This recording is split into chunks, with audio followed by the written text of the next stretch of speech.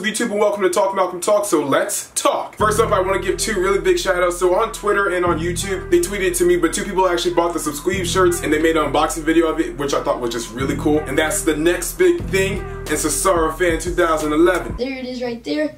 It says Subsqueeb on it in red, if you guys can see that. That is right, guys. I am the proud owner of a Subsqueeb shirt. I've watched both the videos, honestly, really cool. Like, I really appreciate it. So, link to both those videos will be down in the description if you want to check it out yourself. So last night in Ring of Honor Best in the World, Cody Rhodes, who won the Ring of Honor World Heavyweight Championship. It was Christopher Daniels defending the title against Cody Rhodes, and eventually came down to the finish of Cody Rhodes hitting the crossroads for him to pick up the win. Something that's really overused in wrestling now is the "you deserve it" chant. If there's ever a time for someone to really get that "you deserve it" chant, it's Cody Rhodes. This is what he should have been doing in WWE. It's great to see other promotions like Ring of Honor, who's one of the top promotions in the world, know how to use Cody and use him right, and now he's world champion. So Mr. Rhodes, you deserve it. And it's also the first time in 31 years that Rhodes has actually held a world championship in wrestling. So a majority of this video actually relates to NXT stuff, so I'm just letting you know in advance that these are kind of like spoilers. If you are a big fan of NXT and not trying to look up the spoilers. But last night, former Ring of Honor television and tag team champion Bobby Fish made his debut in NXT. He's still using the Bobby Fish name, so I'm assuming he's not going to change it, which he always could. I wouldn't be that surprised if he ever changed his name, but there's a lot of guys coming in right now that are keeping their name, so he's probably not going to change it. He faced off against Aleister Black, and they actually had a really good match apparently, but then again, if you have such a good match, it kind of makes both guys look really good. So even in defeat, you're still looking good, Bobby. So if you guys aren't that familiar with him, he is a former Ring of Honor television champion and tag team champion, with his partner being Kyle O'Reilly, who's actually a former Ring of Honor world champion himself. Next up was two returns to NXT as well. So Mauro Ranallo, he left WWE a couple months ago because of allegations of JBL bullying, but then he also said himself that had nothing to do with JBL, so it's kind of just a lot of big speculation of what happened. He made it public first on Instagram that he was coming back to WWE, then also on the TV tapings he did actually come out and Triple H introduced him and stuff. Out of all the commentators in WWE right now,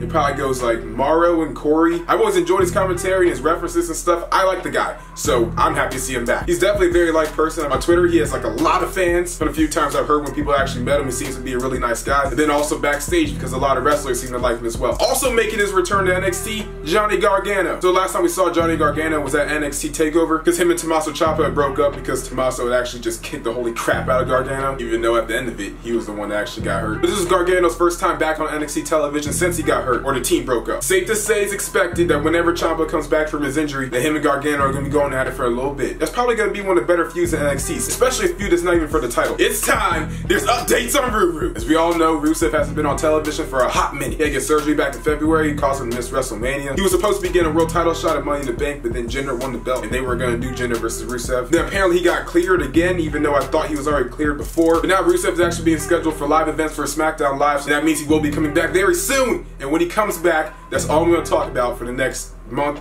to 6 months. And the final two things really aren't wrestling related, but it has to do with WWE. So apparently Triple H actually invited Conor McGregor and Floyd Mayweather to come out to Monday Night Raw. Will this actually happen? I don't really think so, but it's always cool to talk about. They've been trying to get McGregor for a long time now, and now while he's in the middle of promoting his big fight against Mayweather, will he actually appear on WWE?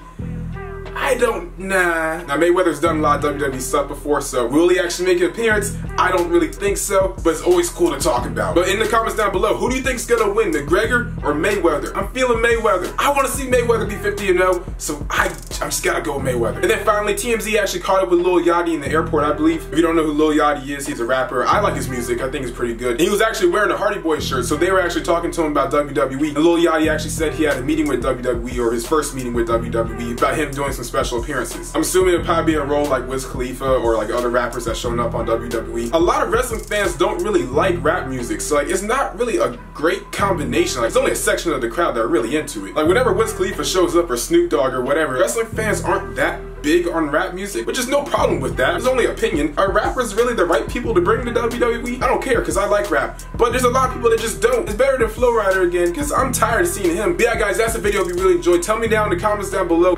Piper's Pit. And make sure to like, comment, share, and always subscribe, and we outie.